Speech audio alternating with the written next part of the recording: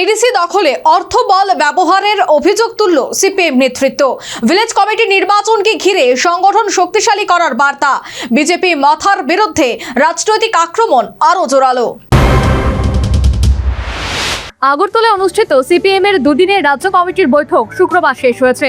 বৈঠক শেষে সাংবাদিক সম্মেলনে দলের রাজ্য সম্পাদক জিতেন্দ্র চৌধুরী শাসক বিজেপি এবং ত্রিপুরা মাথার বিরুদ্ধে তীব্র রাজনৈতিক আক্রমণ শানান। তিনি দাবি করেন, একসময় বামফ্রন্ট ও এডিসির 28টির মধ্যে 28টি আসন জিতেছিল, তবে সেই জয় এবং বর্তমান পরিস্থিতির মধ্যে বড় পার্থক্য রয়েছে বলে তার মন্তব্য।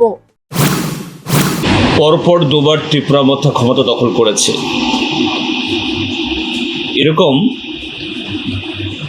লেফট ফ্রন্টও আগে 28 পেয়েছিল, কিন্তু তখন সে 28 বিজয়ে কালো টাকার ব্যবহার, ট্রাইবেল নন ট্রাইবেল মধ্যে শত্রুতা, সন্ত্রাস এবং আরও নানাভাবে মানুষের প্রকৃত রায় প্রয়োগ করার যে প্রতিবন্ধকতা, এগুলো ছিল না।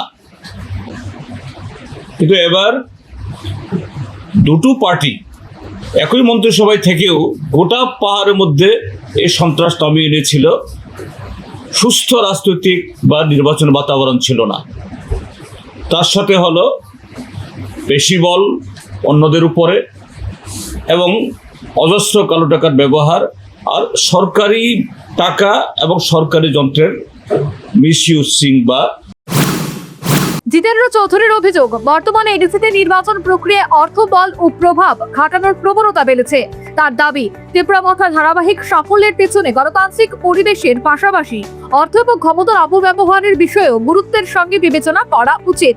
রাজ্য কমিটির বৈঠকে আসন্ন ভিলেজ কমিটি নির্বাচনকে সামনে রেখে সাংগঠনিক প্রস্তুতি, জনসংযোগ কর্মসূচি এবং রাজনৈতিক কৌশল নিয়ে বিস্তারিত আলোচনা হয়েছে।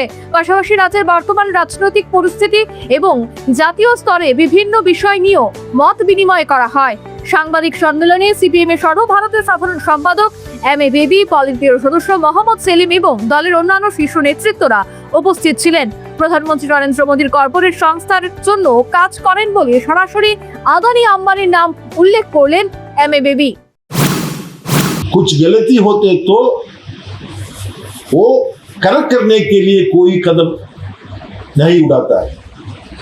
वो इसलिए है, हमारा राज्य का पूरा पूंजीपति लोग, वो पूंजीपति लोगों का शासन है।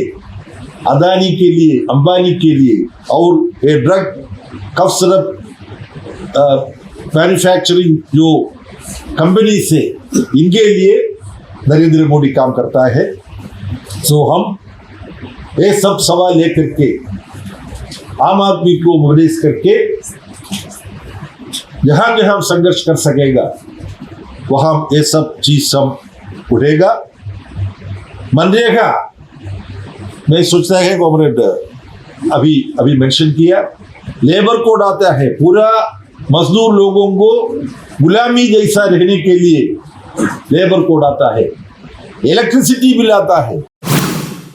সিপিএম নেতৃত্বের বক্তব্য স্পষ্ট, ভিলেজ কমিটি নির্বাচনকে সামনে রেখে রাজ্যের রাজনৈতিক লড়াই আরো তীব্র হতে চলেছে। সর্বোপরি সিপিএম এর রাজ্য কমিটির বৈঠক শেষে সাংবাদিক সম্মেলনে দলের রাজ্য সম্পাদক জিতেন্দ্র চৌধুরী শাসক বিজেপি এবং ত্রিপুরা মাথার বিরুদ্ধে তীব্র রাজনৈতিক আক্রমণ শানান। পাশাপাশি প্রধানমন্ত্রী মোদী আদানি আম্বানিদের জন্য কাজ করছেন বলে সরাসরি অভিযোগ তুলেন সিপিএম এর সর্বভারতীয় সাধারণ সম্পাদক M A. Baby. Bureau report, News Vanguard. Step into a place full of new ideas and opportunities at Techno India University Tripura, where you learn, grow and build your future. A place that truly helps your dreams become a reality.